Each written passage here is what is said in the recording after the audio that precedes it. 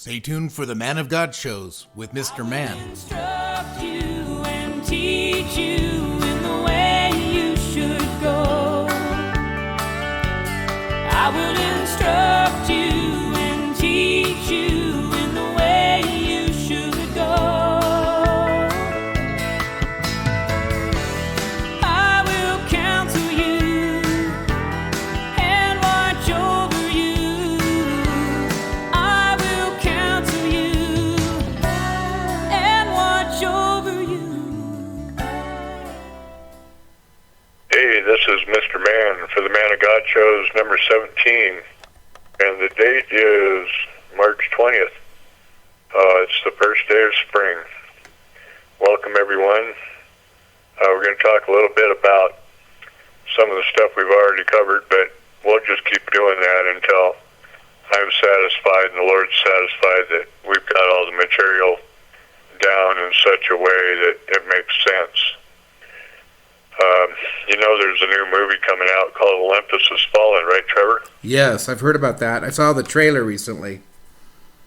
Yeah, I looked up the word Olympus in regard to whether or not it was a code name for the White House by the Secret Service, and it actually is. Interesting. So, we've been talking about Mount Olympus and the false gods and goddesses that were worshipped by the Greeks. And here we go. All the relationships that were put together with ancient Rome and Greece for the United States of America to become the second beast of Revelation 13 in association with the continuance of the ancient Roman Empire right on through the 10 toes mixed with clay and iron until the mountain that's cut out lands on the feet of the image that Nebuchadnezzar saw and destroys it, which is the kingdom of God coming down from the sky like a mountain.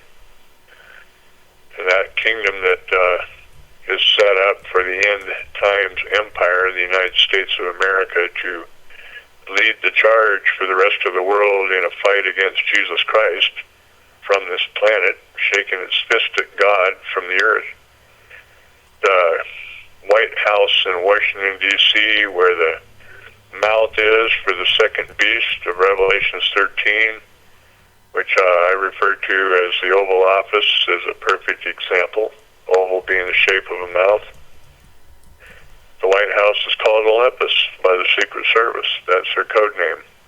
They didn't just name it that for the time that Barack Hussein Obama is going to be president. It's been that code name for a long time for all the presidents that have been sitting in it. It would represent where the chief of the gods sits in regard to who lives at Olympus. And the chief of the gods, of course, is Jupiter or Zeus. I pointed out in the past that Zeus had a temple and an altar set up at Pergamus, and that's where Jesus said Satan's seat was. And Satan was referenced in that case by Jesus as Zeus in the mythology of the ancient Greeks. So it would be Jupiter as in the mythology of the ancient Romans. And Zeus was often depicted as a serpent. And of course we see in the Bible that great serpent, Satan, was also depicted as a dragon, a flying, fiery serpent. And Zeus was also depicted as one that held lightning bolts in his hand and threw lightning bolts at the earth when he was angry, having another distemper fit. So here we have the image of the lightning bolts in the talons of the eagle, which was also another symbol of Zeus, right on a lot of our federal seals, including the President of the United States, otherwise known as POTUS, and holding in the talons there are the lightning bolts.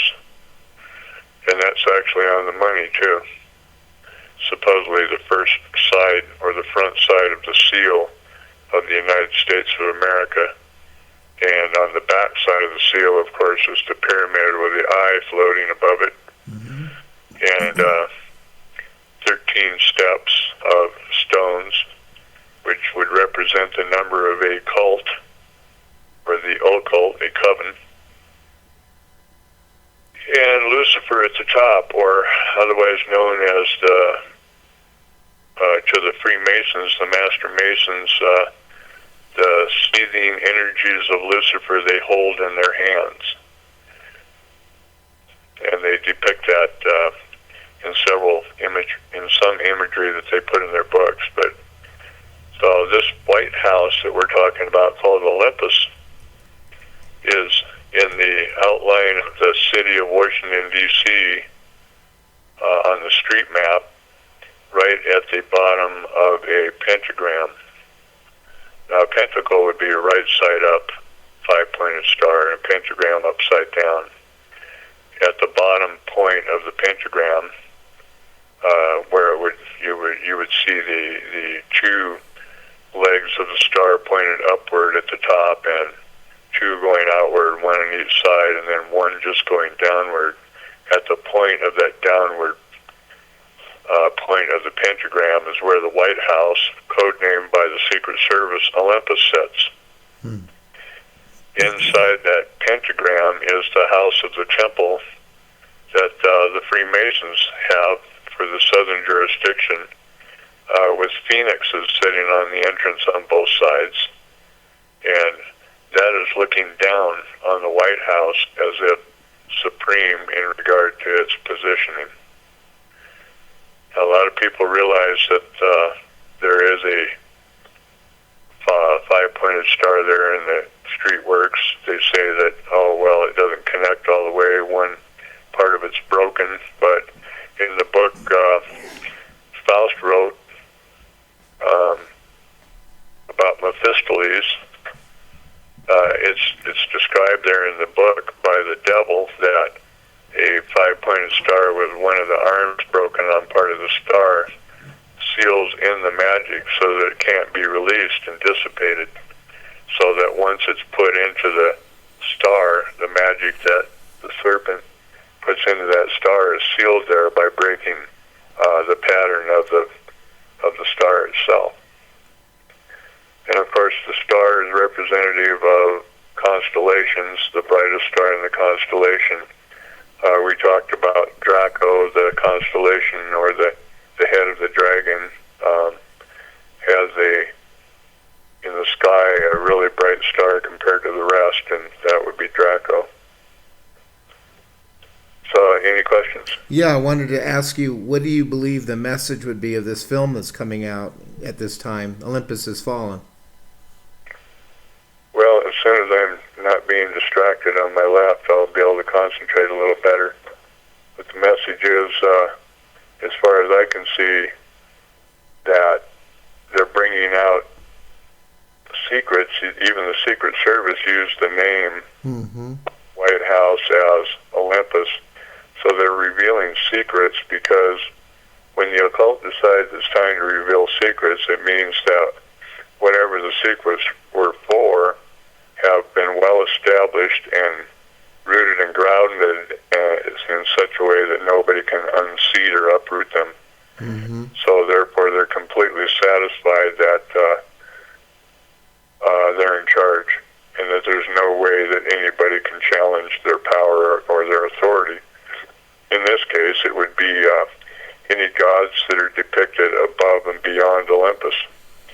And of course, the Lord, our God, Yahweh, the Most High, is above and beyond anything that is called God or worship. And He is the highest of the high, the Most High. And He is the one true God that reigns over the earth and created all that is, the universe, the invisible things and the visible things. But when they are starting to come out once again, like they did in the Renaissance period, and boldly, brazenly shake their fist at God in the sky, just like they did in the times of Nimrod, they're saying, we're at that point now, just like in ancient Babel, before the Lord confounded all their languages when they spoke with one language.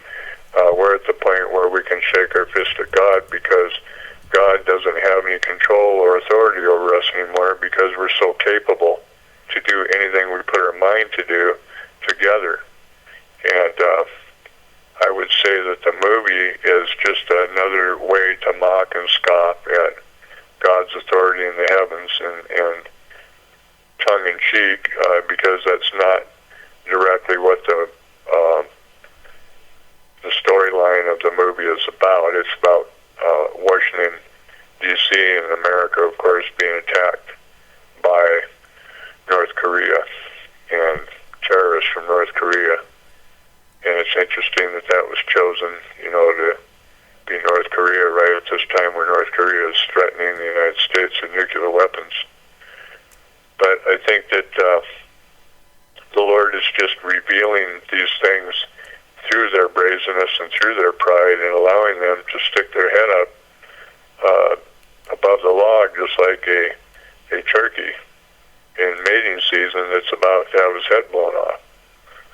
And so the Lord is drawing them out with a bunch of turkey calls and getting them to all expose all their secrets and all their pride just before he judges them.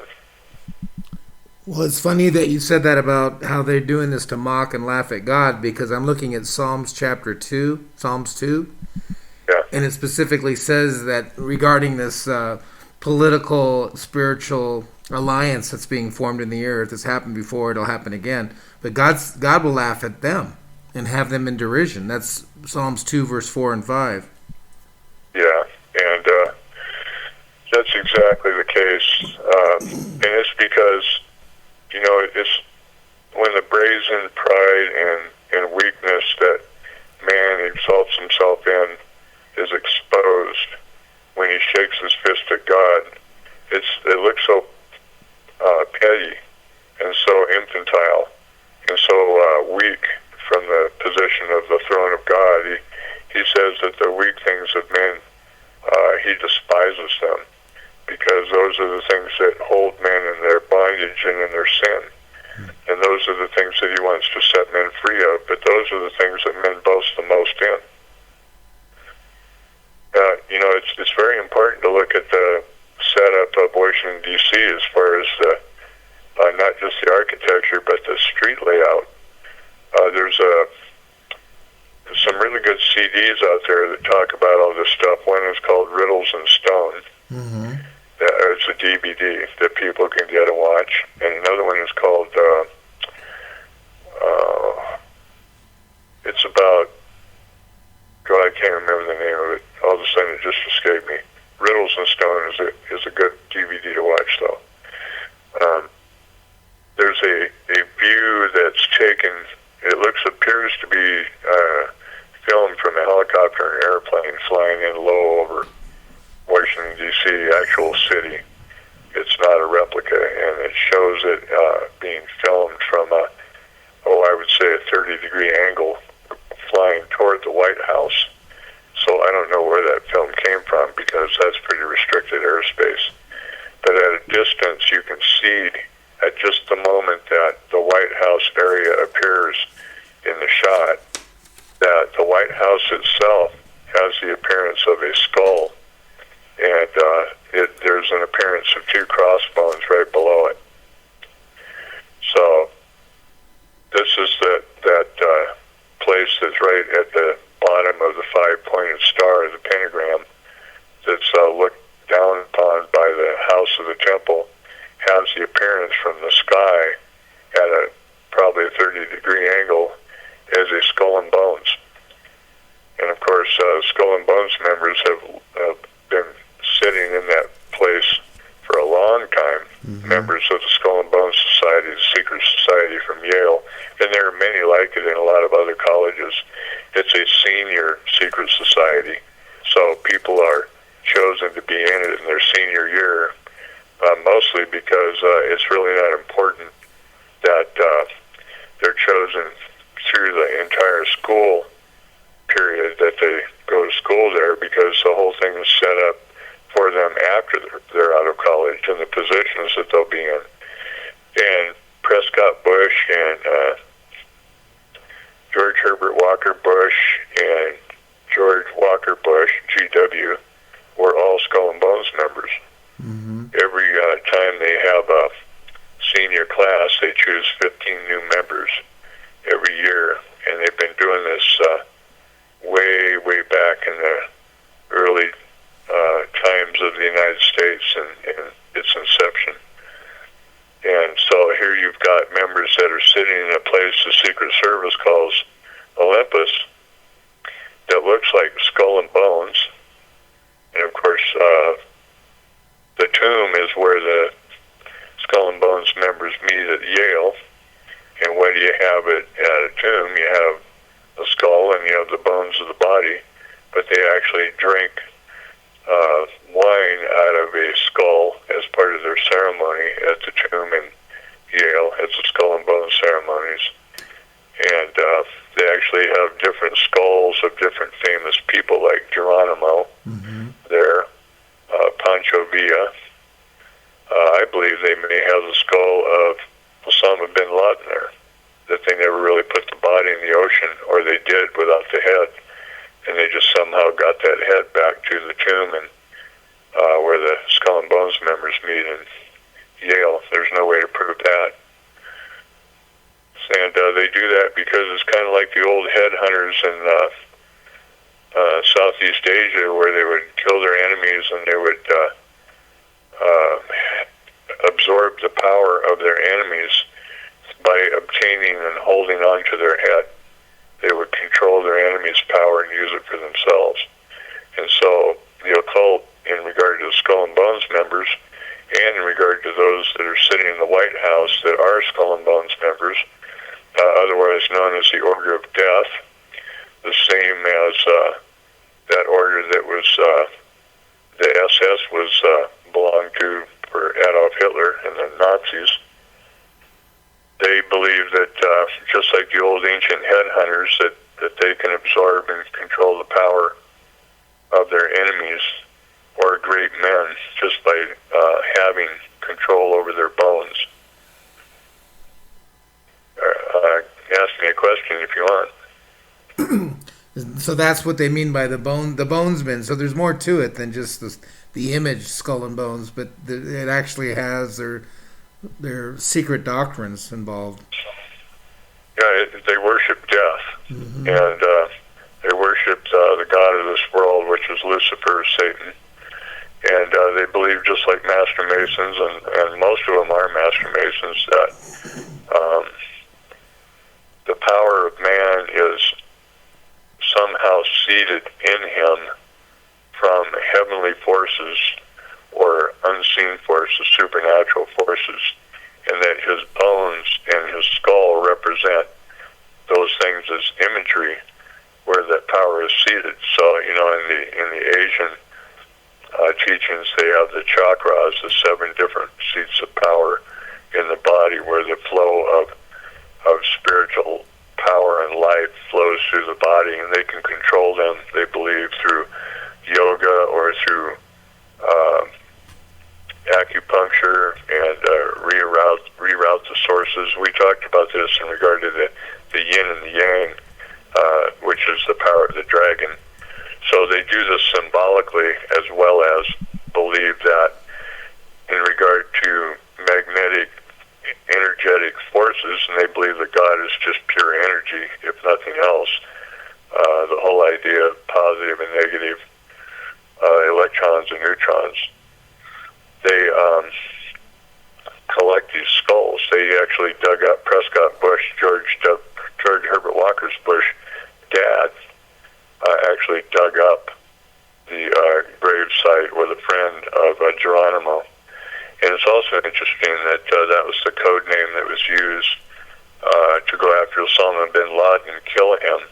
The White House called the plan that they had set up to go after bin Laden Geronimo. Some say it's because he was so adept at escaping and not being caught, just like Geronimo, the Indian chief, was of the Apaches. But I believe it's because they were saying that what they did to Geronimo, as far as stealing their skull, they were going to do to him once they killed him. And of course, there's been no public viewing of that body after he was killed, and there's no indication that the skull, the head, actually went into the ocean.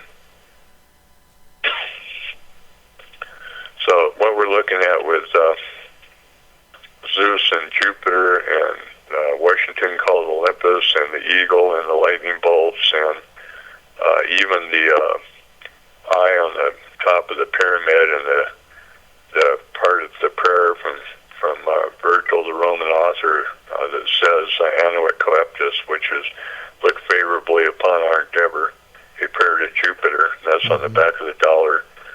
And E pluribus unum, which means out of many one, which was a statement talking about the rods that were tied together around the axe in Rome, the fasces, which is a symbol of political and military and legal power of the United States. It's on the back wall of the House of Representatives. It's above the entrance of the Supreme Court.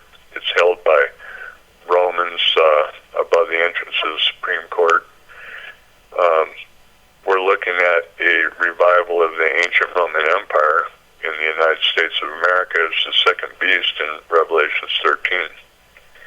And so one reason we talk about this over and over again is because the more we talk about it and look at it from different angles and describe it, the better people will be able to see that this is really what was done by the founding fathers of the United States. And this is really what God allowed to happen for the end times, to bring in one final representation of one worldwide empire that would end up resulting in what George Herbert Walker Bush in September 11th, 1991 called the New World Order. Exactly 10 years before September 11th, 2001, when the World Trade Towers were attacked and leveled in New York City. Yes, I remember that. He said it was a big idea, and of course it's an occultic one. Well, in the New World Order was a term that was first used by, it's actually a book by an occultist in the 1920s. I can't remember his name. I think it was Hugo. Was it Victor Hugo who wrote a book? Or H.G. Wells? Okay, I'm not sure. H.G. Wells. Mm-hmm. H.G. Wells wrote a book called The New World Order. Mm-hmm. And he and the occult at the time, Theosophist at the time, in the Theosophical Society, were declaring that there needed to be two world wars, and at the end of the Second World War, the old world order would sufficiently have been ruined to the point where mankind would not want to continue with it any longer, and they would be willing to allow the leaders to come together in the world and create a new world order where the whole world would unite, like ancient times in the Tower of Babel in Babylon, when Nimrod was running the show, and everyone spoke the same language, and the world was not divided yet into nations, peoples, tribes, and tongues. And so the New World Order was also repeated as a goal by Adolf Hitler. He was trying to put together a New World Order with the Third Reich. Mm-hmm. He was trying to restore the ancient empire of Saturn, or the Golden Age is what it was called, where the Greeks said that only men who were golden men ruled the earth at the time, and it was a time of plenty and prosperity for 1,000 years. And that was, Adolf Hitler called it the Third Reich, or the third 1,000-year period, because he believed the first one was under Saturn, and the second one under Rome for 1,000 years, and that he would establish the third. Mussolini believed that too. He was trying to revive the Roman Empire under his control. Adolf Hitler was trying to make Mussolini play second fiddle. He wanted Mussolini to believe for a long time that he was the one that was really had all the ideas and the one in charge, and then it was obvious to Mussolini after a while that he had no way to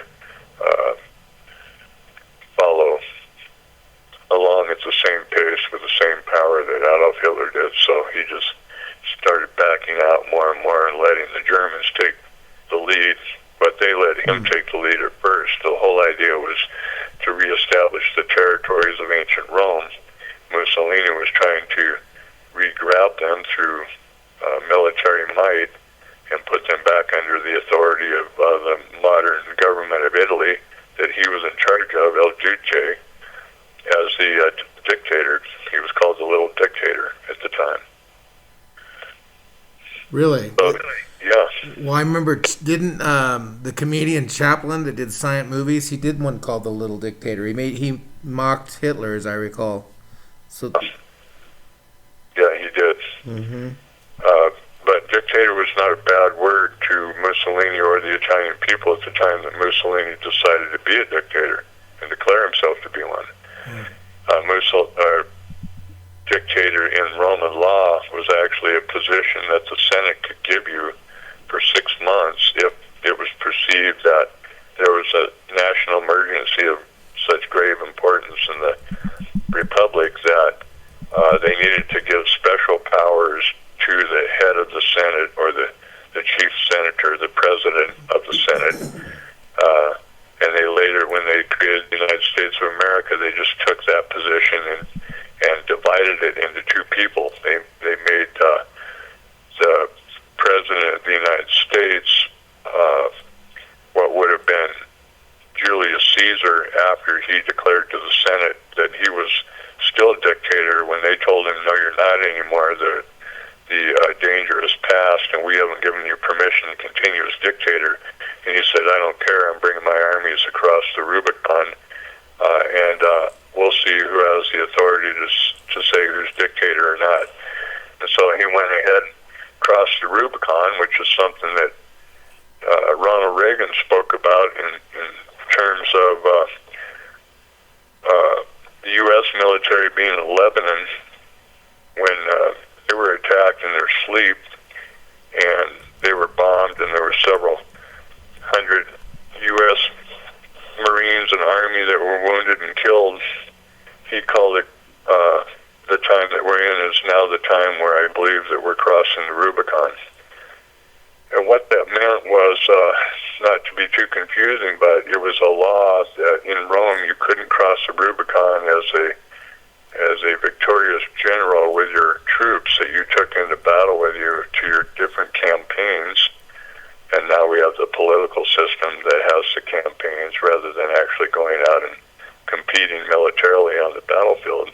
But you couldn't bring your troops across the Rubicon, which was about a distance outside the actual perimeters of Rome itself, and it was not hard to ford, it was not hard to cross, it was just a symbol.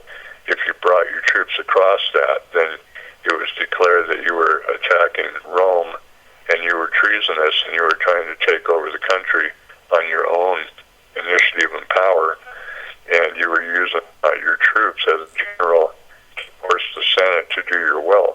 And so Rome had the right to retaliate in response. So Julius Caesar crossed the Rubicon with his troops and set up his dictatorial powers in spite of the Senate not voting for him to have another 6 months of power, which is what they had to do every 6 months. They had to come together, evaluate the situation, decide if it was still bad enough to let the head of the Senate continue to be dictator. And they wouldn't do that. And so he just said, well, it is bad enough. So they killed him.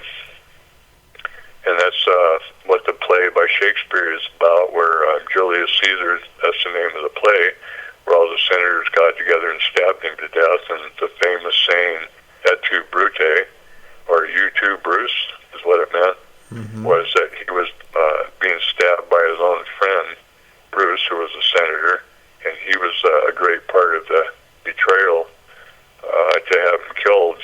And that's what really surprised Julius Caesar, is he was going down for the last time.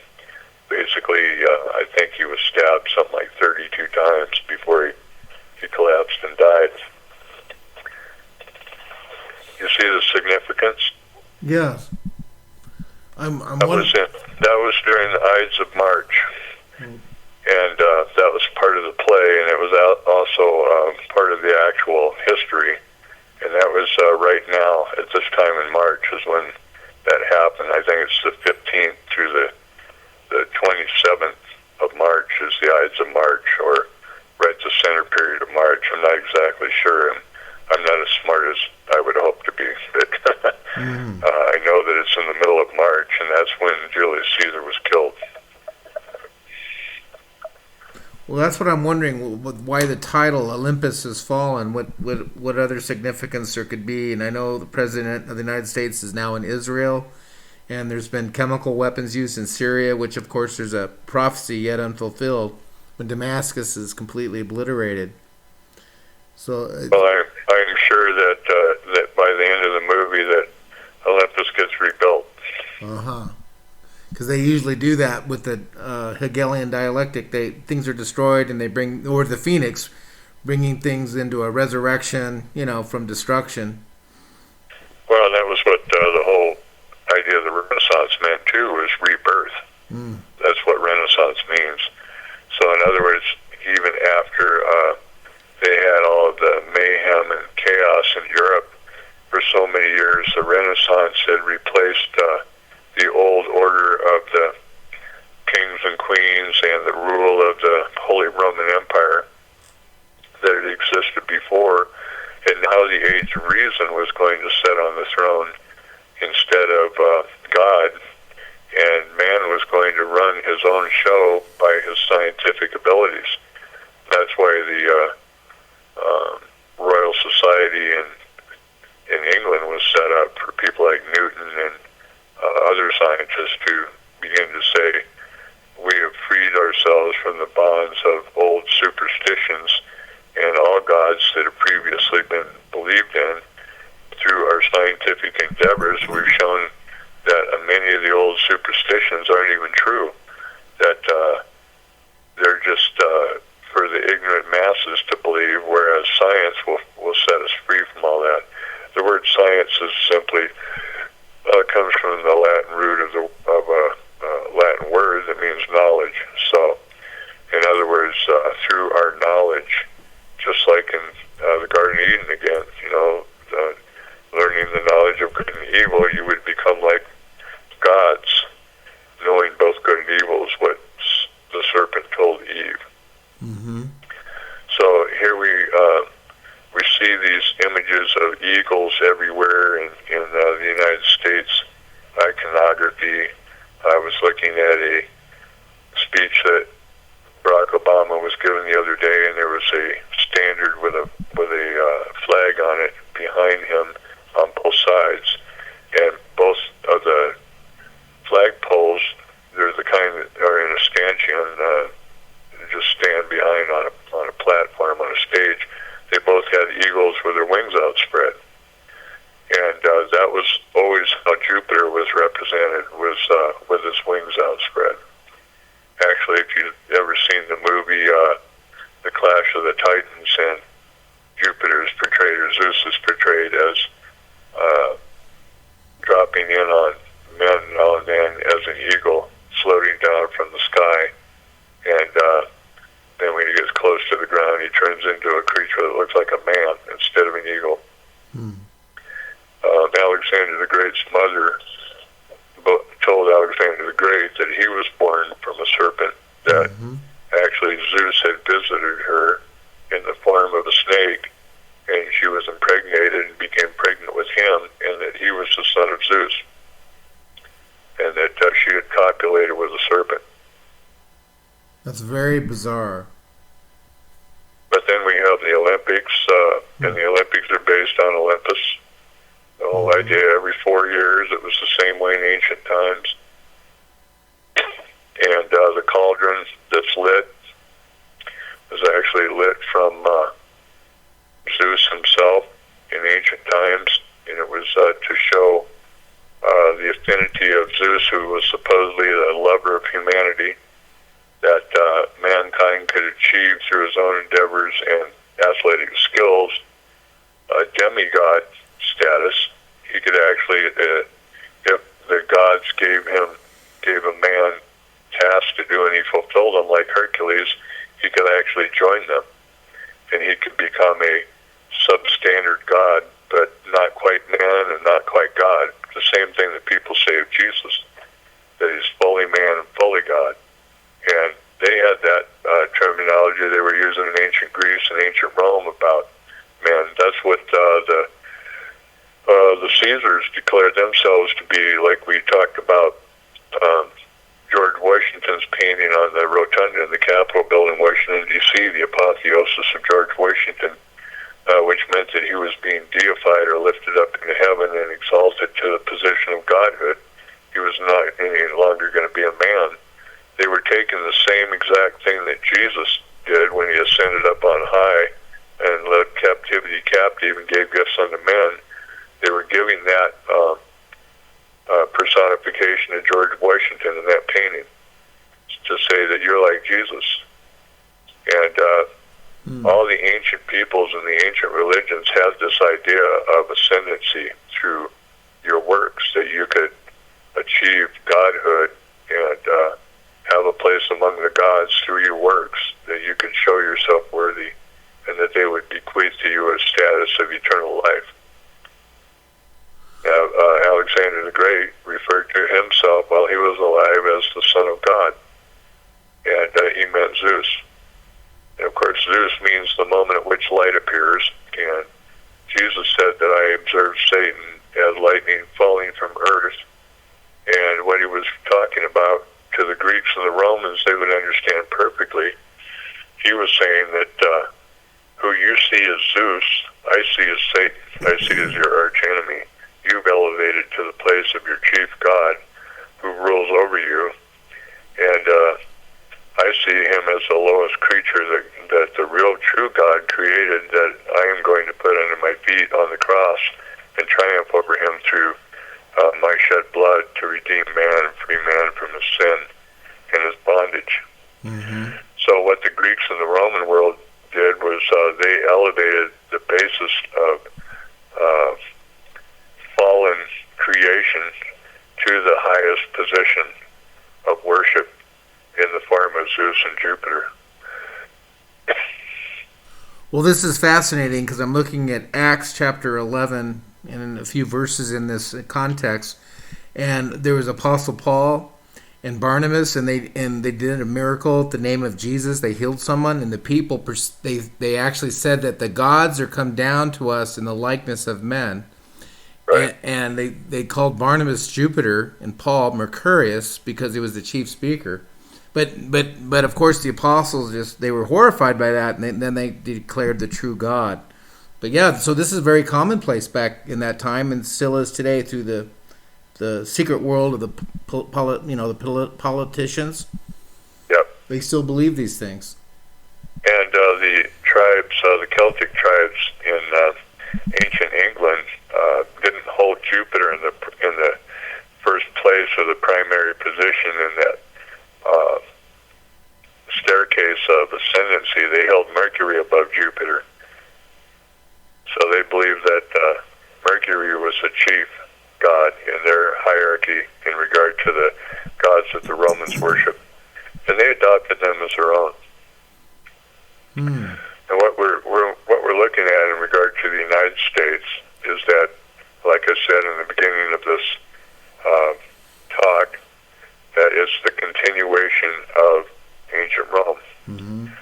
If you look again at Daniel and you see where the Lord was showing Daniel the four beasts, and then you also look at the image that ended with the 10 toes, the feet with the 10 toes, and the legs that were partly strong, partly brittle, mingled with clay and iron. The clay there is a representation of what in Rome became plebescent, or the plebeians, which would be similar to the House of Representatives in the United States. Individual representatives that would speak on behalf of the mob is what the Senate looked down at them as a mob, and they still do in the United States. The Senate thinks of themselves as something special compared to the House of Representatives, and they look down at them as basically a bunch of rabble and rabble rousers that don't have the class and the wisdom that the Senate does. And the Senate would represent the iron. So the Senate would also represent the Republic, because the Republic was based on property and ownership, aristocracy, and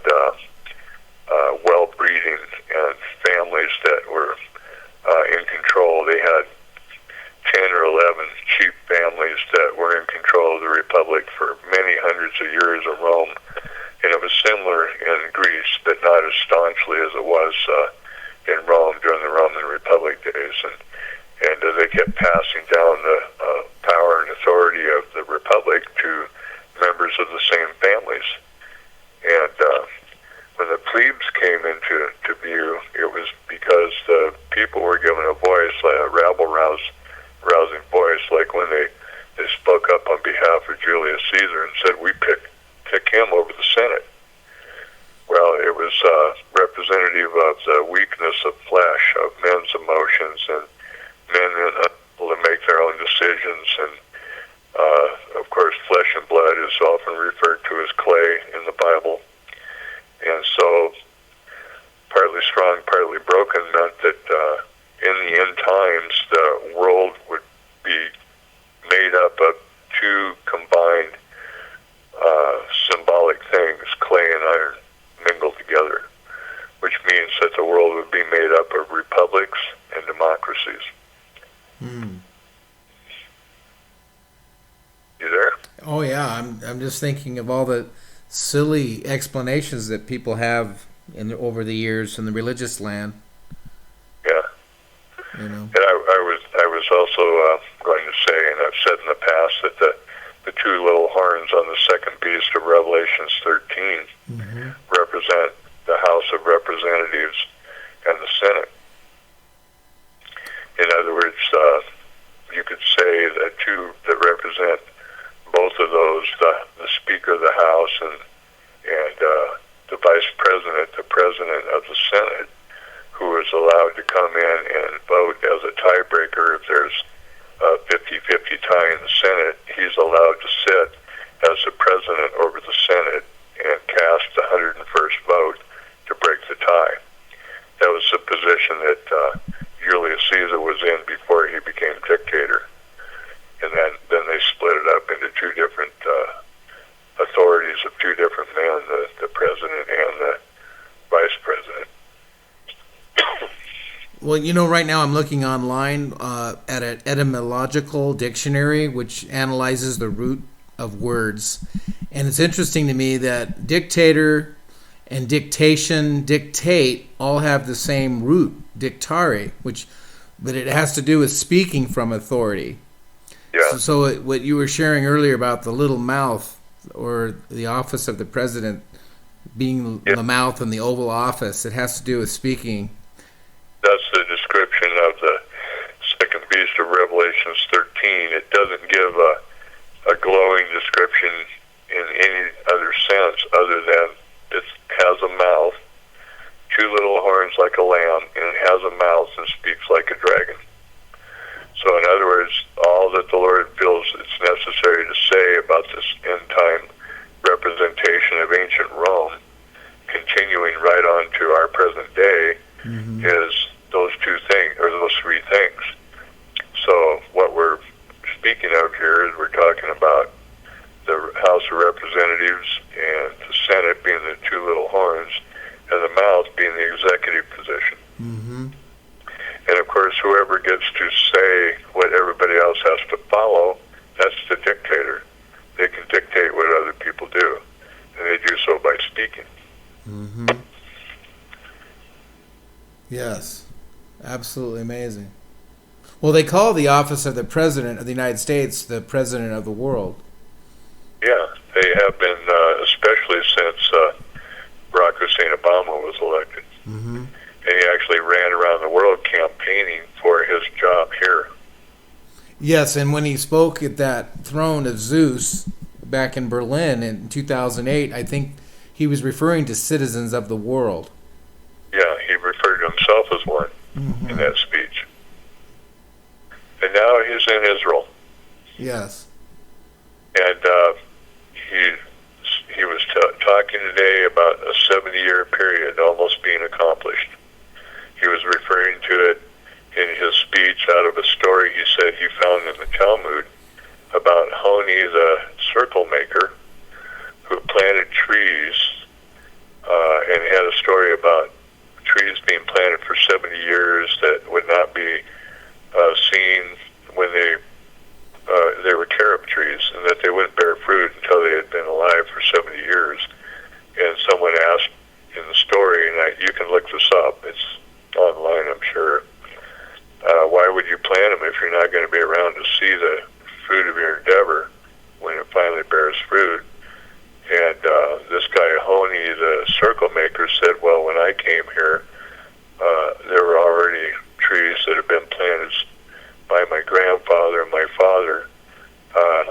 didn't get to see the results of their effort, but they did it for me. Now, the word 70 is a word that we've been dealing, or a number that we've been dealing with consistently in the Man of God shows, talking about the 70 weeks of Daniel's prophecy. Yes. And Jesus referred to those 70 weeks, or those 470 years? 70 times 70 or 490? Yeah, I think it's 490. Okay, he referred to that in reference to answering his disciples when they said, how often should I forgive my brother 7 times 7? And he said 70 times 7.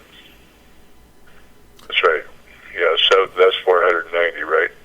Yes. So what he was doing was he was saying that in that 70 weeks that Daniel prophesied, I'm the fulfillment of that 70 weeks at the end of it. And he was telling them that through my blood, through my sacrifice for all mankind, but Israel as well, I will redeem Israel back to God. I will have forgiven it like a man has forgiven someone 7 times 70, 490 times. Or in other words, 490 years were involved there. In the you have to go back and look at it again, but it says from the time that the temple was destroyed, etc., the temple unto where the people are dispersed into Babylon, that whole period, there were 490 years involved until his day when he was speaking about it. And the last half of that 70th week when he would fulfill it, which is when he returns, when the forgiveness of Israel is complete. You know, it's just amazing to me over the years when I discover the Lord gives me understanding, perception about this ancient idea of a new world order. All their plans, they're long. They wait, they do it, and they never see really the results. But they do have a specific plan, that agenda that they're doing. But they're builders. Essentially, the Scripture talks about the builders. They're building something, but they reject the cornerstone. But the very cornerstone that they reject becomes the head of the corner, and that's Jesus. But he's going to completely confound them at the end. Praise God for that. And they all, through Masonic ceremonies, have elaborate ceremonies where they wear a sheep skin over their private parts, and they have a trowel, and they have a ceremony with corn, oil, and wine that they pour out on a cornerstone for all those buildings that you see in the Federal Triangle in Washington, D.C. were all dedicated with a cornerstone ceremony. And all the Freemasons, the occult Freemasons, were there. George Washington was one of the prominent people that was there to see those cornerstones laid. So you're exactly right. The kingdom that they're setting up, that the builders are building, which they actually call themselves Masons, Yeah.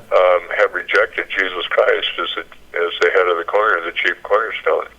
And what they look for instead, not just that ceremony of laying the cornerstone, but putting a capstone in place, which is to finalize their eternal temple of worshiping themselves through the forces of the dragon, which Lucifer has convinced them is just sheer energy, spiritual or otherwise.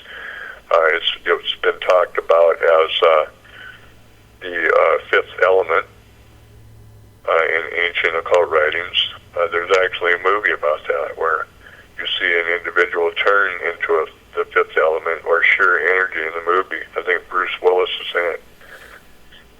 It's a sci-fi movie. You know, the New World Order is something that's been repeated over and over again. They keep renewing it so that they keep getting a New World Order until they finally get the one that they believe they deserve, which is 1,000 years of peace, just like they believe the Golden Age was Saturn, the cornucopia full of prosperity, gifts for all, the celebration every year called Christmas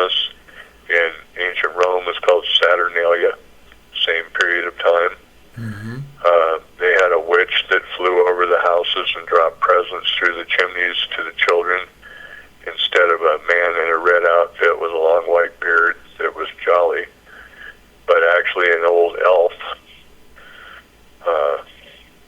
coming from the north. In ancient mythology, the further north you went, the more evil things got. So people believed that you didn't want to venture north because things got more and more evil and treacherous and dangerous the farther north you went. And of course, Satan Claus lived at the North Pole with all of his elves. But that's what Saturnalia is about. And the chief symbol of replacing, usurping the authority of Jesus Christ on the earth for being good to children and loving children and coming from heaven and delivering gifts unto men, just like Jesus said he did by the Holy Spirit, leading captivity captive and giving gifts unto men, is Satan Claus, or Santa Claus as they like to say, and old Saint Nick, which was a nickname for the devil. And it's at that particular time that the Romans worshiped Saturnalia. In other words, he's a symbol of Saturn. And all that was brought into the religious world of institutional religion a long time ago. Second, third, fourth century. Who dresses just like Satan Claus, except for the furry long hat. All the cardinals. Absolutely amazing. They all wear the same red and white outfits. And where are they? They're in Rome. The place that the Statue of Liberty, the goddess of liberty, that was styled after a mother and a whore, the man who came up with the appearance of it, that cast the iron, actually forged it in Rome itself, used his mother's head as a representation so that he could make the image of the head from the face of his mother, but used the body of his mistress. So he put the head of a mother on the body of a whore. So then he cast all that, forged all that together. And if you've seen the second National Treasure movie, it talks about three different goddesses of liberty that were set up. One was in France, Paris, I think, and there was one somewhere else. I can't remember where it was. And then there was one that was sent to the United States, the big one. But you have standing in the harbor, the main harbor of all the ships of the world that trade, this woman that was styled after a mother and a whore, the mother of harlots, who's begging all the world to let her have their children and to take care of them, all the downtrodden and the weak and the hungry. Let them come to me. And it's in the image of ancient Juno, the wife of Hera, the wife of Jupiter, or Zeus. That's where the name Heracles or Hercules comes from. Was she bequeathed Hercules with godhood. So this completely explains why this country, the United States of America, has immigrants from other countries come here, and they're given provisions that even the citizens of the United States aren't given, like having babies and food stamps, etc.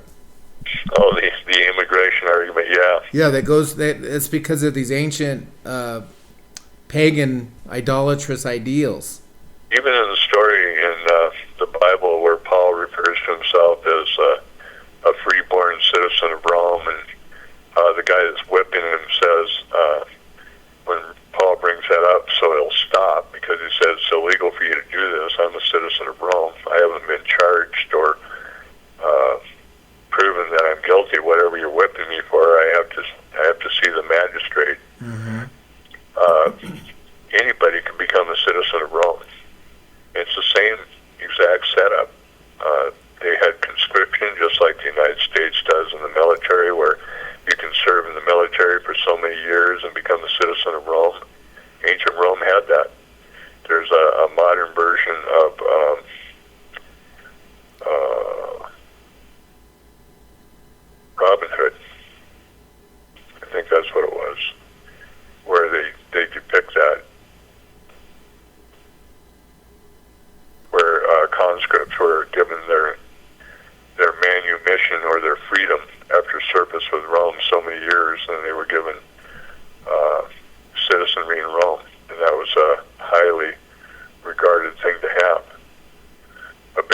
Originally, the United States of America was set up as a 15-nation union. Each state was its own nation, with its own flag, its own seal, its own documents, its own constitution, their own capital.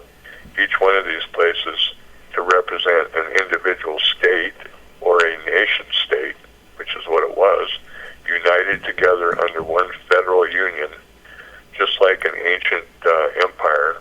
Through Washington, D.C., the District of Columbia has the ruling authority over all the states submitting to it voluntarily, and this was to be the template that they always call the experiment that is America.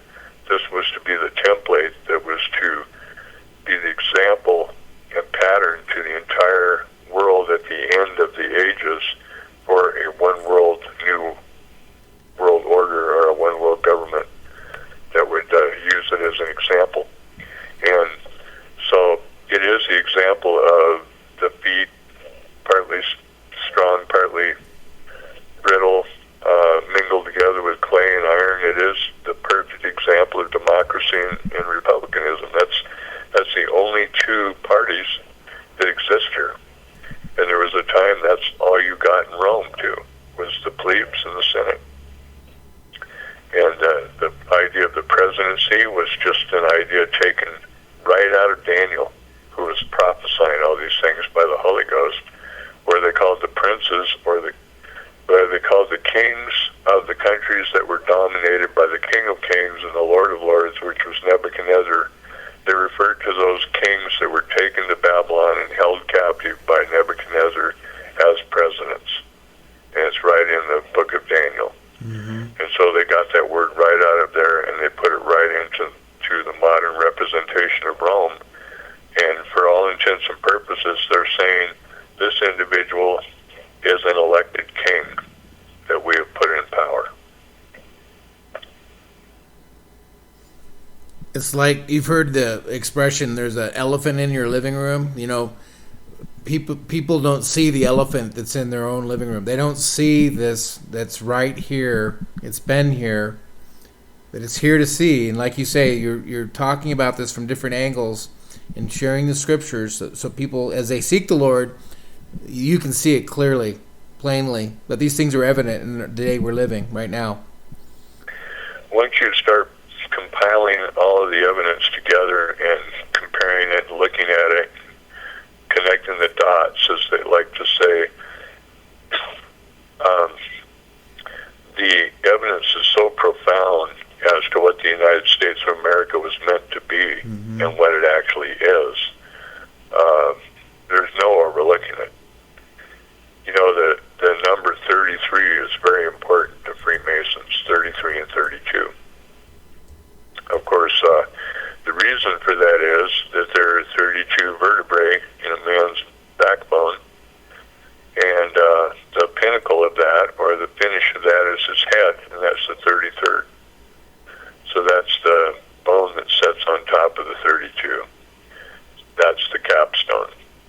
All the Freemasons that are Master Masons refer to themselves as God above the law.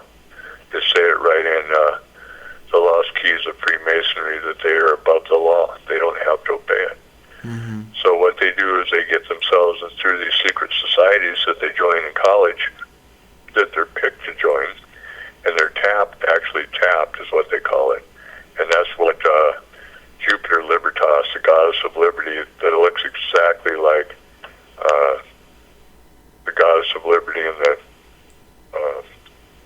entrance in New York, the Statue of Liberty is what they call it, on the coin. That's exactly the same depiction as what she was to the ancient Romans.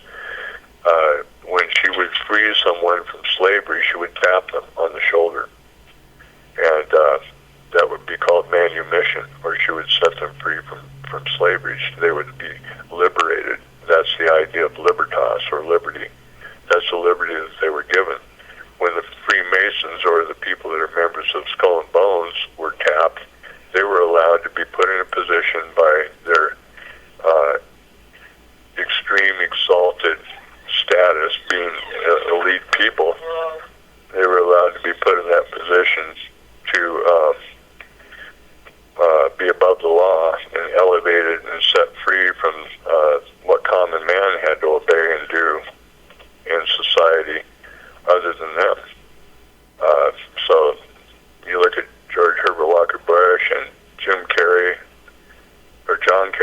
is now Jim Carrey's a comedian.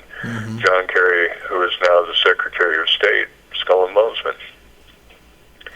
And these people are in a position where they don't believe that they need to obey the laws, that they themselves write, that they're above the laws. They believe, just like the ancient Brahmins, that they're one step away from godhood, self-enlightenment. Yes, they're lawless lawmakers. And that's why they chose the Order of Death as their symbol, because the cult that Adolf Hitler was involved in, the Bavarian society that he was raised up in, and taught all kinds of hidden magic and sorcery and stuff before he was elevated to the position where he became Der Fuhrer.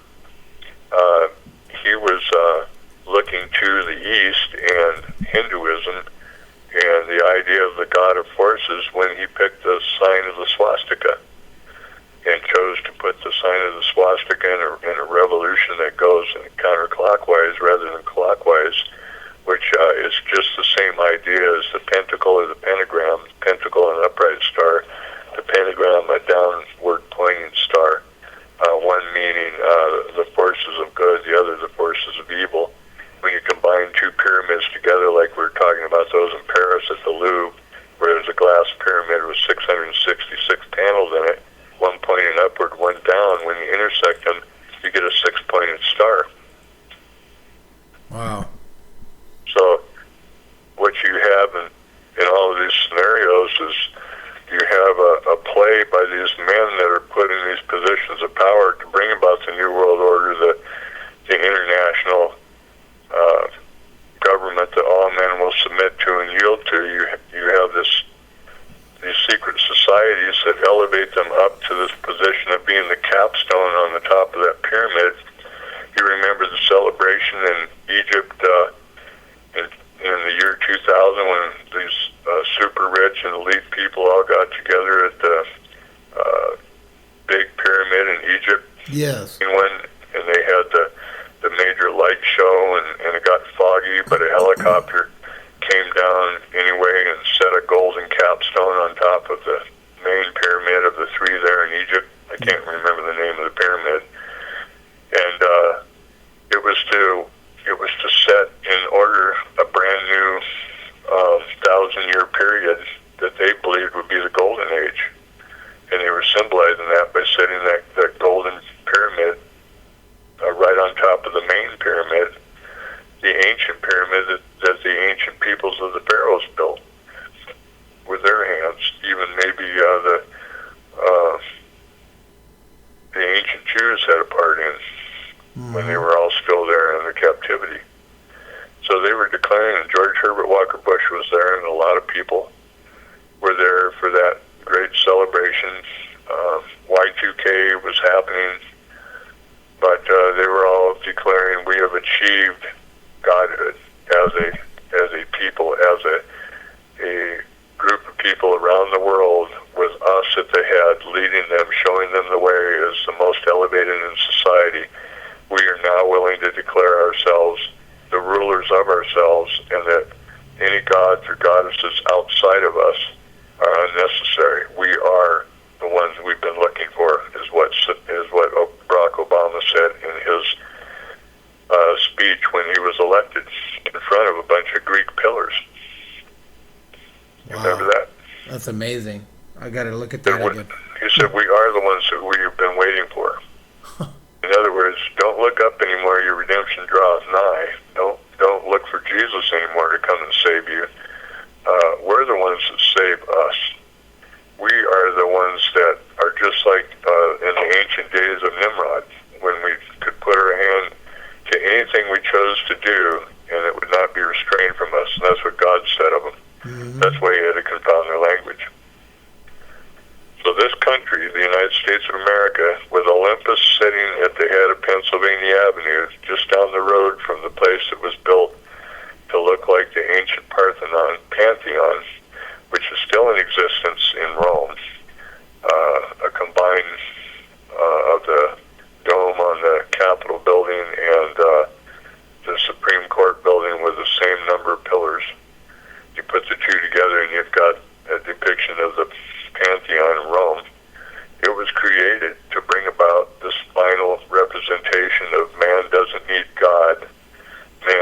God. And we have learned enough about good. We've learned enough about evil. We have become what we were told in the beginning when the golden apples were offered to us by Hera in the tradition of the Romans and the Greeks, or Juno, the Romans, Hera, the Greeks, that we have achieved the knowledge, the occult knowledge, the wisdom. We are the ones that we've been looking for. That's why when they say that they have set up the world in a 10-region pattern, and each region will have one wise man sitting at the top, or 10 kings, then there will be 5 capital cities of the world, and one will be constant, and the other 4 will be rotating among different cities that exist throughout the world, major cities. One will be constant. I don't know which one that is, but a lot of people speculate they want that to be Jerusalem, just because it would be an offense to God. But it could be through the Constitution of Federation Earth, which is what they've established as a blueprint for the world government, to supersede and include the United Nations. It could be Washington, D.C., modern Rome, a modern representation of the ancient Roman Empire. Wow. But they want to go way beyond just Rome. They want to go back to Saturn. If you look at the Chaldean letters for the name Saturn, it is spelled S-T-U-R, or stir, and the numerical equivalent of those is 666. And also Saturn is 666. When you look at the Greek lettering of his name is 666 in the book of Revelation, chapter 13, it comes out to 3 letters that look like, when you spell it out in actual Greek lettering, it looks like sex spelled backwards. It looks like an S, an E, and an X. But it actually is the name of Nero Caesar. And the letters, the English letters transliterated, come out to N-R-O-N-K-R-S, Nero Caesar. And that is the numerical equivalent of 666. So what the Lord is saying there is that when man is as wicked as Nero Caesar, in a world that votes, count the number of the beast, and there's that word that means the same as counting the beans at the polls to see if you got more black or more white, who won the vote. Did the pros for the initiative win, or did the cons win? And so it's not passed. When mankind is in a position where it's Republican and Democratic, iron and clay mingle together, partly strong, partly brittle. When mankind is in a position where a beast that has a mouth that speaks like a dragon and 2 little horns like a lamb calls fire down from heaven in the sight of the first beast and causes the whole world to build an image to it, which I say is the United Nations, and will culminate as the Confederation Planet Earth, Constitution Confederation Planet Earth, and you can look that up. It started out in Soho, New York.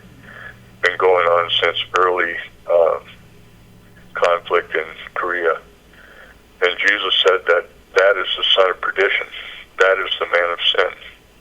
That is when mankind is so wicked that he's just like the people that existed before the Lord poured out his judgment on the whole earth with a flood. And he was saying that the entire planet is only doing wickedness and evil, and violence is in them continually, just like it was in the days of Noah. And that's what Jesus said.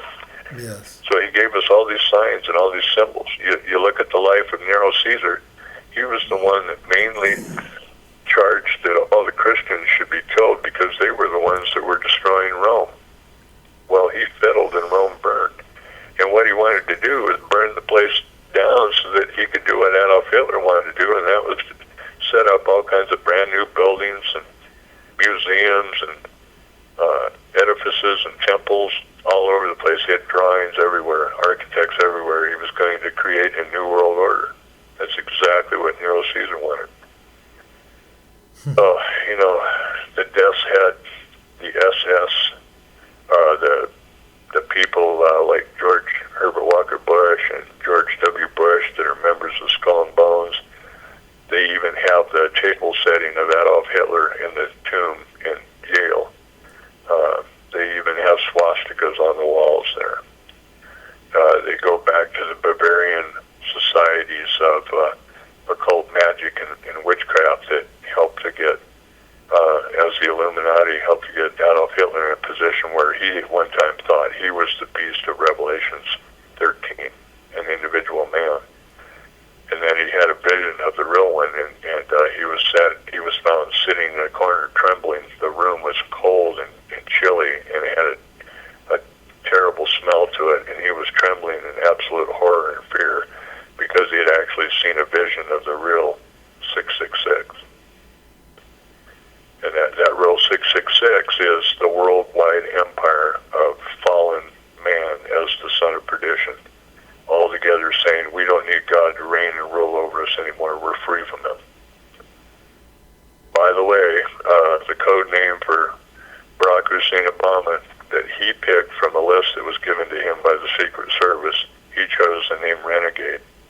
And if everybody looks that up and finds out what renegade means, you'll be absolutely amazed at the profound statement it makes about this man and what he thinks of himself, and how he's not shy to declare it by choosing that name. Wow. Anyway, I think we better call it to a close, unless you got any questions you want answered before we end. No, I just know that the certainty that God is going to judge this thing, that whoever falls upon this rock, is what Jesus said, they shall be broken, but whoever it falls upon shall be ground to powder. And God commands all men everywhere to repent.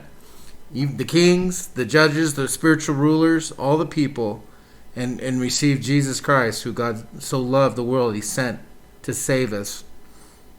But woe unto those that don't repent. And he's actually hung in Jerusalem like a stone around the necks of all the nations of the world. And that's where Barack Hussein Obama is right now, at Jerusalem. Mm-hmm. And they're all the nations round about are aiming their guns, their nuclear weapons, their chemical weapons, whatever, trying to figure out a way to kill off all the Jews. And of course, Jesus is going to come back and deliver them all, save them all, like it says in Zechariah chapter 14. And they'll wail because of him. Those that pierced him will wail because of him. He'll come with clouds, and every eye shall see him.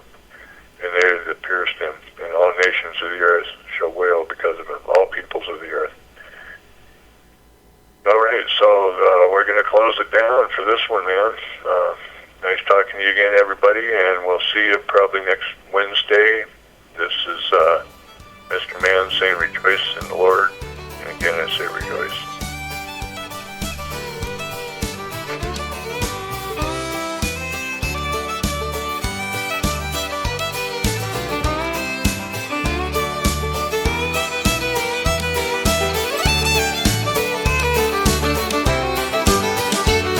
The fear of the Lord is the beginning of wisdom. The fear of the Lord is the beginning of wisdom and knowledge of the Holy One. And the knowledge of the Holy One is understanding. The fear of the Lord is the beginning of wisdom. The fear of the Lord is the beginning of wisdom and knowledge of the Holy